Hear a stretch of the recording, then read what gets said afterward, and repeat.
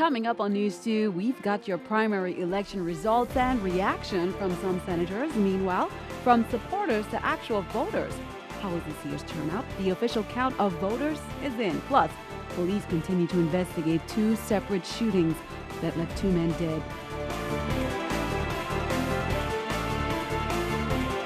Hello, welcome, and thanks for joining us on this edition of News 2. I'm Sandra Guman top in this newscast. After an exciting primary election weekend, things are moving forward with the November 6th general election, and it began with Monday's casting of the lots. We start our team coverage off with News 2's Erica Bivens, who was at the elections office and has the latest on lot numbers and concerns from voters. Following the September 8th primaries, the casting of lots for candidates in the general elections took place Monday in both districts.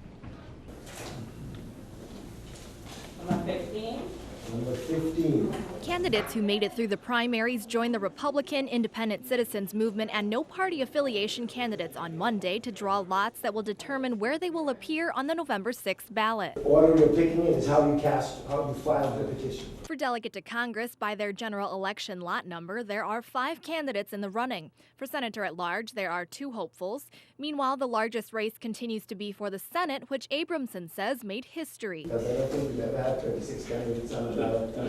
There are 36 candidates in the St. Thomas-St. John district and 30 in the St. Croix district. But even though the casting of lots was held today, things could change with the count of walk-ins, absentee, and paper ballots. In that case, Abramson says the lot number drawn today will be inherited by the new candidate. Some are concerned with the primaries not being finalized before today's casting of lots, and others still have concerns going forward. There were no differential numbers between the district of St. Croix and St. Thomas-St. John's. In addition to that, the poll sites were not mentioned, and I feel it's our right to know the breakdown. Abramson told McGrath she'd have to speak with the Board of Elections. Meanwhile, 1 candidate is running for the Board of Education at-large seat, while 7 are vying for an education seat on St. Thomas and 8 on St. Croix. Elections also has 10 St. Thomas-St. John candidates and 6 hopefuls in the St. Croix district. Supervisor of Elections John Abramson said he did not have time to answer any questions. However, as of lot casting time, paper ballots were still not counted. For News 2, I'm Erica Bivens. Absentee ballots are due back September 18th, which could change some of the close races. And as of news time, election officials could not confirm whether paper ballot counting was complete. Now let's take a look at the unofficial primary results in the St. Thomas-St. John district. Leading the group of unofficial winners in the senatorial race was Clifford Graham. Next came Sean Michael Malone, followed by Myron Jackson. Next was Clarence Payne, followed by Senator Jeanette Millen Young, and then Donald Cole. Gene Ford came in last, but his slot is not secure. Senator Patrick Simeon-Sproul is just behind him by only a deficit of 22 votes. Absentee ballots still need to be counted, as we mentioned before, and those results could possibly change the outcome of that race. Incumbent Craig Barshinger was the top vote getter running for the Democratic nominations for VI Senator at large. And incumbent Donna Christensen was at the top in the delegate to Congress Democratic race, while Holland Redfield was the top vote getter in the Republican primary. For the Board of Election, Democratic nominee Arturo Watlington Jr. came out on top. And Board of Education, Judy Gomez was at the top, then Deborah Smith-Watlington, Keith Richards next, and then Era Lockhart. Also over on St. Croix, no primary election was held in the senatorial race because there were only 7 Democrat candidates running for a seat. All will proceed to the general election. Well, as you can see from the results, there are several new names that are advancing to the general election. The 2012 primaries produced 5 new Democratic candidates in the senatorial race for the general election, and 1 incumbent senator is hoping he can still join that race. News 2's Alison Bourne-Verneck spoke to Senator Patrick Simeon-Sproul and Senator Craig Barshinger about those primary results. The 2012 primary election results advanced several new names across the territory in the senatorial race and welcomed back to the ballot familiar names. I am very enthusiastic about what I saw this weekend. We're at a time when the territory is faced with more serious problems than we have faced in a long time, in decades. And yet there was a hopeful enthusiasm out there that we could select a new leadership that will solve some of these territories' problems. And from what I've seen of the results of the elections, I see that that is true. This weekend's turnout, I was very glad to see the people come out and vote. I think it was a low turnout in certain areas, but I want to, encourage the people to come out and vote and thank my supporters who came out to support me. Thank my staff, family, friends, and even those who didn't support. It was a good time to come out and give your vote, because it's very important in this day and age. Senator Patrick Sproul is the only incumbent senator who did not get enough votes to advance to the general election, but he's hoping that the absentee ballots gives him the edge he needs.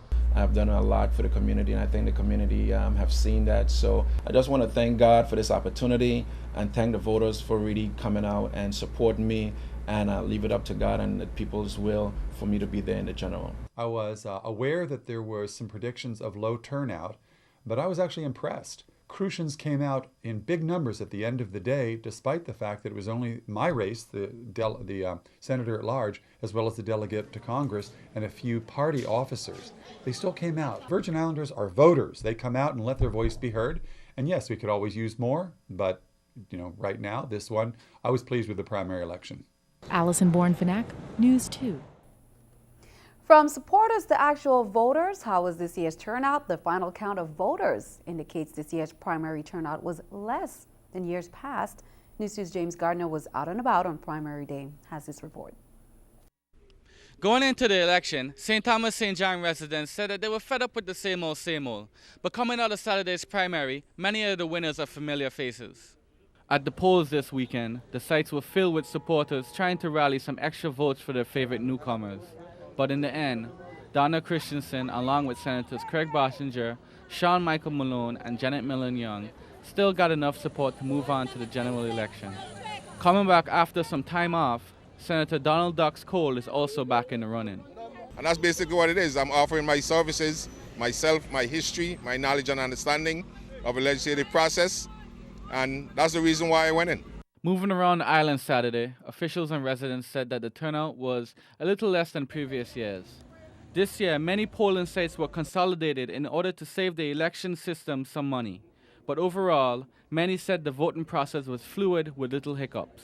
I think it's a little less than previous years, but the last primary, we had all polls open because it was a gubernatorial election. You had 4 candidates running for the governor. It was 45% of the populace that was supposed to vote for the primary showing up. So we expected that. So this one, not having a gubernatorial, we did expect it not to be heavy. We expect about 27%. I think it went very well. I mean, the streamlining that they did, from the checking of your names to the choice that you have as to whether you want to do electronically or paper ballot, I thought it went well. A number of people have selected the paper ballot, but not a big percentage, at least not at this location here at Charlotte Mile. But I thought the process went very well. I had no complaints, and people were talking, and really it was a good process altogether. For News 2, this is James Gardner.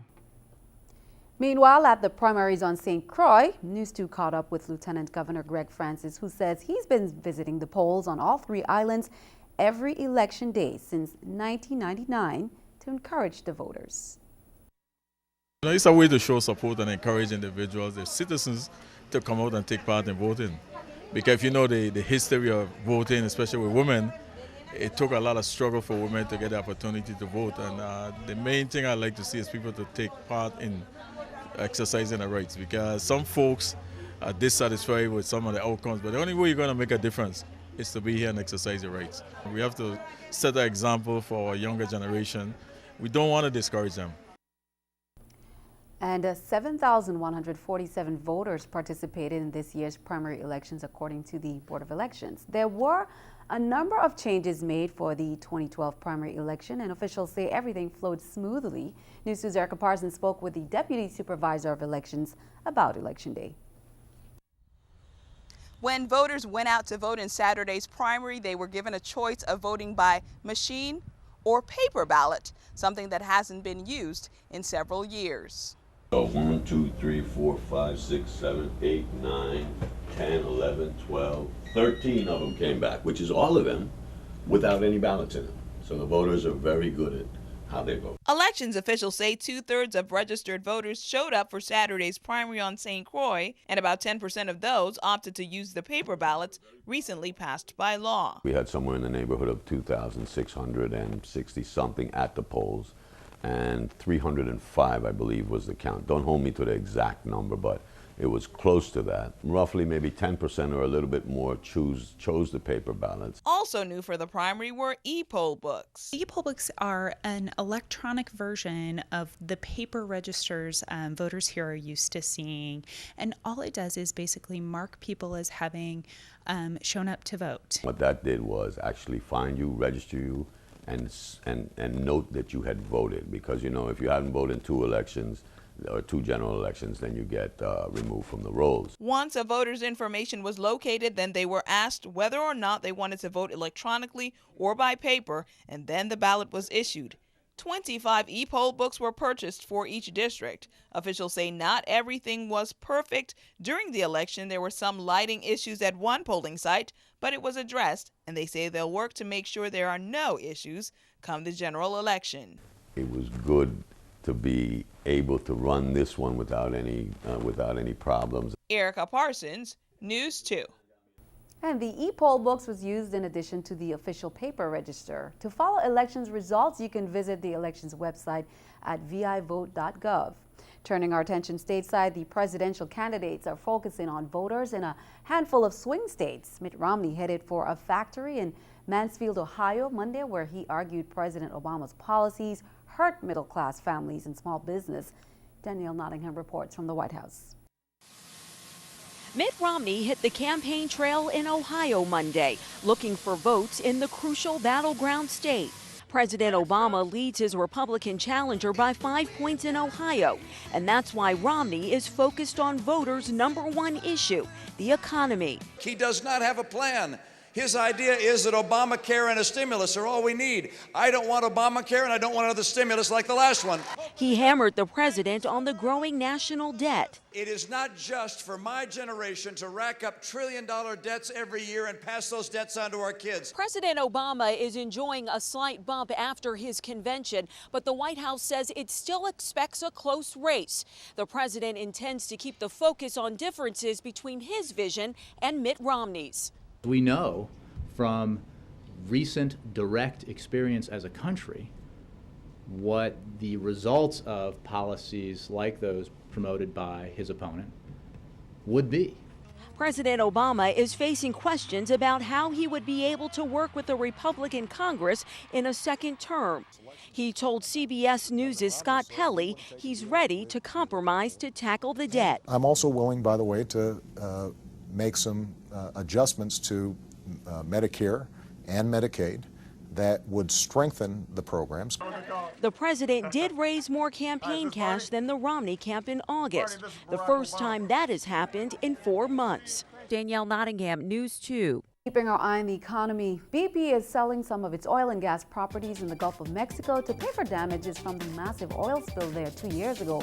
Plains Exploration is buying the assets for more than $5.5 billion. Here's a closing bell at the New York Stock Exchange with Scotiabank Stock Market Watch. The Dow down 52, NASDAQ 32, S&P 8. Coming up on News 2, in other news, police are investigating 2 separate shootings that claimed the lives of 2 men. Details.